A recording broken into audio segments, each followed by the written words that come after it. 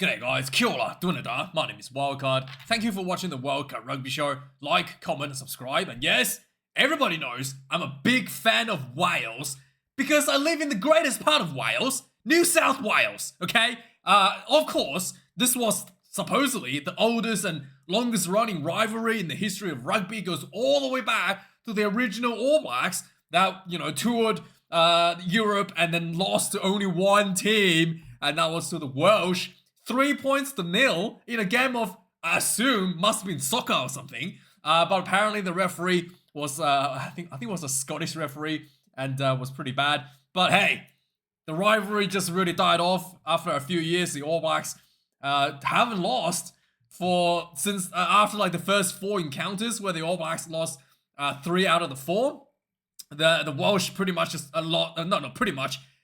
absolutely lost all the rest of the games up until today as well. So yeah, and things aren't looking good for the Welsh Union. The players out there really gave it their best. At home, in front of the home crowd, the Welsh, sometimes they can pull out a miracle, right? And we've all seen these upsets, and we've all seen these spirited Welsh play where the national pride is on the line, and they really can pull up something amazing. And it just feels like it's getting further and further away for us to see one of those performance out of this Welsh team. It's not that long ago, right? 2019, was it?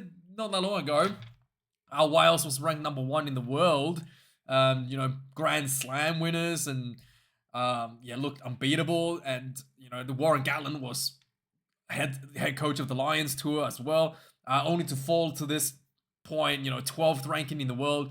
Really falling out of the top 10. And yeah, this was a game where the All Blacks really, really dominated for the most part, but the Welsh really, really put up a fight for when the opportunities were given to them. They didn't really have that many opportunities, but when it was presented, they really gave it the absolute best out there. I thought that overall the Welsh wasn't that bad. The All Blacks were just that a little bit more polished and a little bit more better. The wider defense, it's a bit of an issue for the Welsh. The kicking game was fine. I thought they actually strategically picked out Louis Zammit as as like a bit of a height advantage of some of the All Blacks. Not its height advantage, but like some of the has had a bit of dominance in terms of the high ball, and they picked they set him up with some pretty nice high ball plays, and then some really decent little grubber kick behind us, well, fighting that space that they really want to look for to get the All Blacks defense to kind of like turn around, and finding creating that chaos in that defensive structure with some of those clever little kicks as well.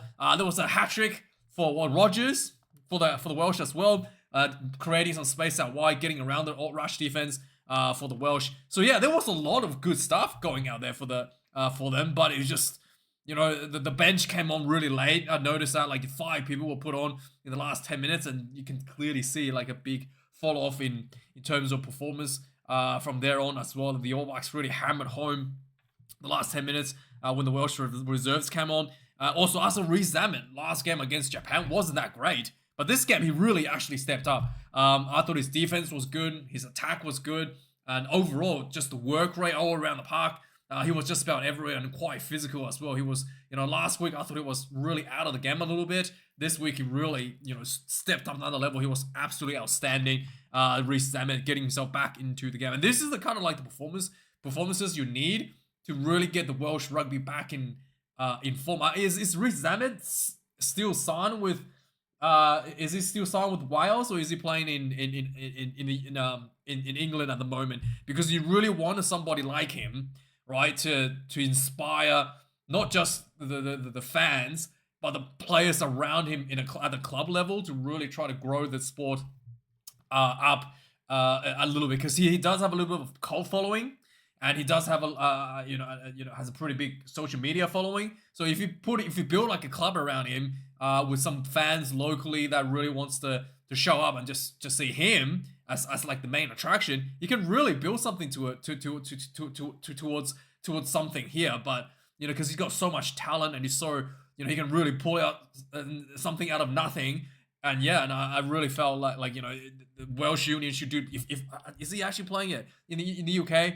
I felt like he's something that definitely a massive asset that he's returned to the fold So yeah, the All Blacks, obviously, as I talked about in the preview, a lot of changes in the back line. A lot of players that's been coming off the bench ended up starting, and a lot of players being rotated into the team. And yeah, and I thought, the shackles were kind of off a little bit. Looked like to me like there was no, in the previous games, especially one against England, you felt like there was a playbook, right, and everybody was going down the line on the playbook, and it was very structured, somewhat predictive. And then once things went wrong, I really didn't have that much room to adjust or to solve the problem. The England adjusted to what the problem was against the All Blacks after conceding 2 tries, and then the All Blacks did not adjust. And I felt like this week, at least some of that rigid structure a rigid playbook was taken out for the All Blacks. David McKenzie was able to really play around a little bit. I felt it looked like Riku Ioane actually returned with a pretty big performance as well.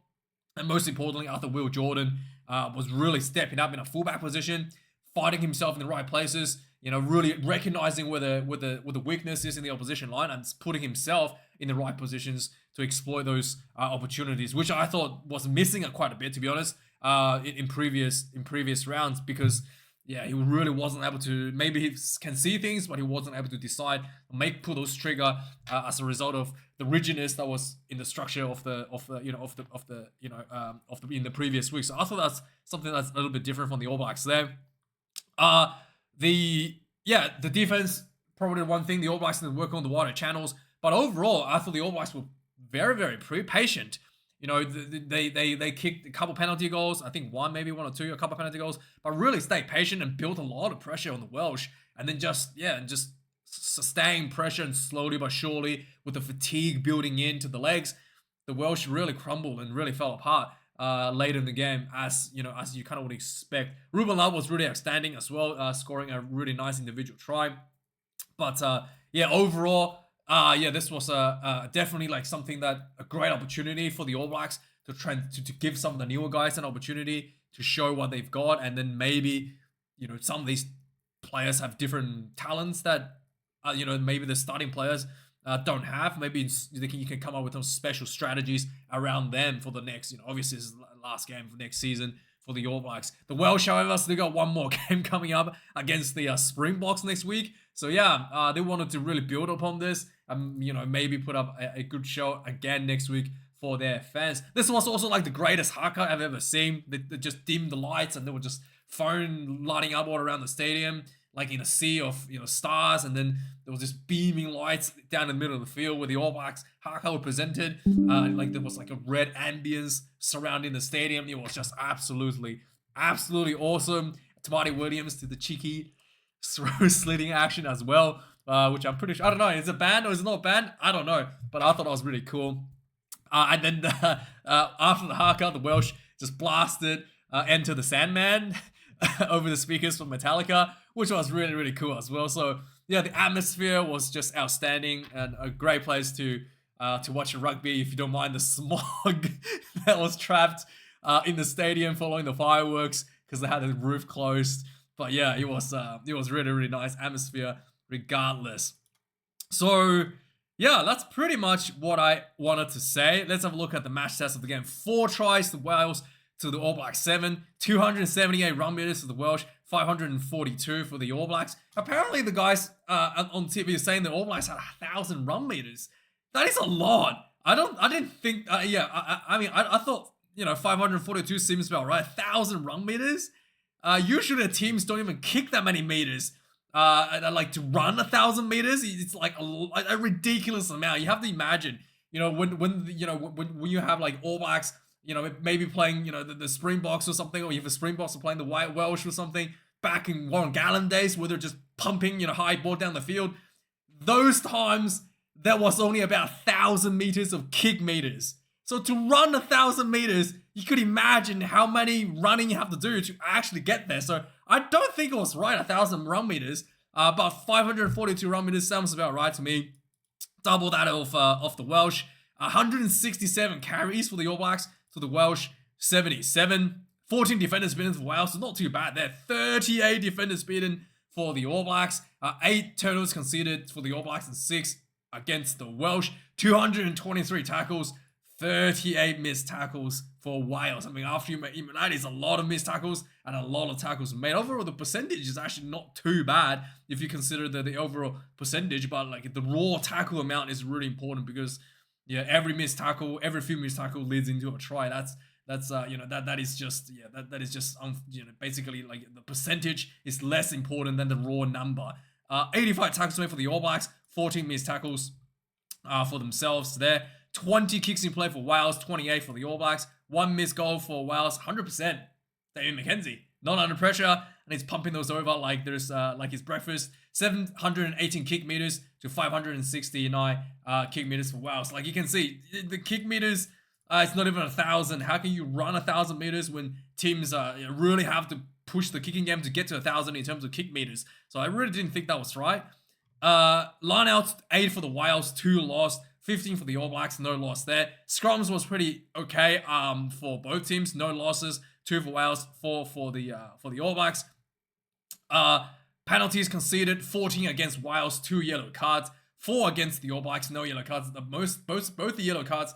I think one of the yellow cards was a team yellow card, and the second one was a tucked shoulder to Will Jordan from. I think both of them were actually technically tucked shoulders, but the second one was basically what's his name? Plumtree's son. His junior, Plumtree Jr. put a high shot on Will Jordan. But yeah, pretty standard yellow card. Both guys ducking, and the legal tackle, just head contact, so yellow card was fair enough. Let's have a look at the points summary of the game. So yeah, 4 minutes into the game, the All Blacks were firing out onto a line out with a penalty. Lots of pressure at the 10 channel for the All Blacks, just crashing down 10, and then suddenly the ball went out wide. Just good hands out to the winger. Caleb Clark ran straight through. Try time, 7 points, easy as that. 9 minutes into the game, there was a high ball recovered by Reece Zammit, and then the ball just quickly, went out wide. What's his name? There was I think is one of the guys on the wing, backhanded flick pass to Rogers. I think it was what's his name? Williams? Maybe. But anyway, it was a nice little flick pass to Rogers down the sideline. 7 points to 7 on the scoreboard. 11 minutes in the game, there was a penalty, and All Blacks went for the 3 points. I was like, ooh. Wales, on the other hand, had a penalty after this, did not take the 3, but they could not score. 28 minutes in, Ruben Love, there was a bit of a midfield pressure, and Ruben Love got the ball to the blind side.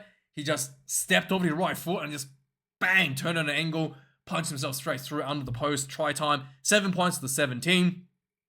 32 minutes of the game, there was a little kicking game for the Wales is paying off. There was a little grubber kick behind after some up and unders. The Welsh recovered the little grubber kick themselves, and then quick good hands out wide to Rogers again, ran in for the try. 14 points to 17. Just before halftime, the All Blacks had a penalty, no jump line out.